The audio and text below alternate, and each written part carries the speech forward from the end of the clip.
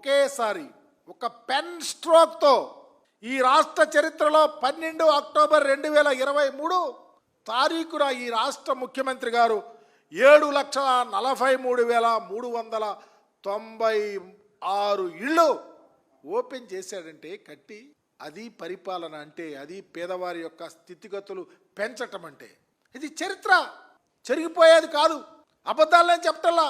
ఈ రాష్ట్రంలో పెన్షన్లు 30 లక్షల దగ్గర ఉన్నాయి. జగన్మోహన్ రెడ్డి గారు ముఖ్యమంత్రి అయిన తర్వాత ఈ రాష్ట్రంలో పెన్షన్లు ఎంత ఇచ్చారో తెలుసా? 66,34,742 పెన్షన్లు ఈ రాష్ట్రంలో జగన్మోహన్ రెడ్డి గారు 30 లక్షల నుంచి పెంచి ఇచ్చారు. మీరు ఎంత ఇస్తున్నారు తెలుసా? 5 లక్షలు తగ్గించి కట్ చేసి పెన్షన్లు ఇస్తున్నారు. ఇప్పుడు ఇది మోసం కాదా? ఈ మధ్య కాలంలో చూశారు మీరు, దివ్యాంగులకు 1,00,000 పెన్షన్లు ఆపేస్తామని చెప్పి నోటీసులు పంపిస్తే మళ్ళీ వైఎస్ఆర్ కాంగ్రెస్ పార్టీ ఆ దివ్యాంగులను అడ్డం తీసుకొని రోడ్డు మీదకి వెళ్ళి కేసులు పెట్టించుకొని యుద్ధం చేస్తే ఉన్నప్పుడు ప్రస్తుతానికి వదిలేరు. మీరు వచ్చిన తర్వాత 5 లక్షల పెన్షన్లు ఈ రాష్ట్రంలో తీసేస్తే దానికి ఏం సమాధానం చెప్తారు మీరు? ఇంట్లో ఎంతమంది ఉంటే అంతమందికి తల్లికి వందనం ఇస్తారని చెప్పారు. 15,000 రూపాయలు ఇస్తారని చెప్పారు. ఏ ఒక్క తల్లికైనా 15,000 రూపాయలు ఈ అకౌంట్లో ఈ 15 నెలల్లో పడిందని అడుగుతూ ఉంటాం. 7,000, 8,000, 9,000 అది మేము ఇచ్చిన ఒక్కళ్ళకే.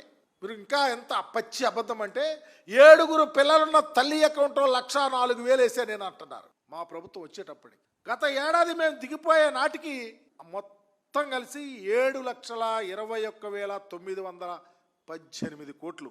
అంటే కరోనాను కూడా అధిగమించి, అంటే మా హయాంలో ఏటా అప్పుల సగటు రేటు 13.57%. అది మేము చేసింది అప్పు. మా ప్రభుత్వం 5 ఏళ్ల కాలంలో మేము చేసినటువంటి అప్పు 3,32,671 కోట్లు.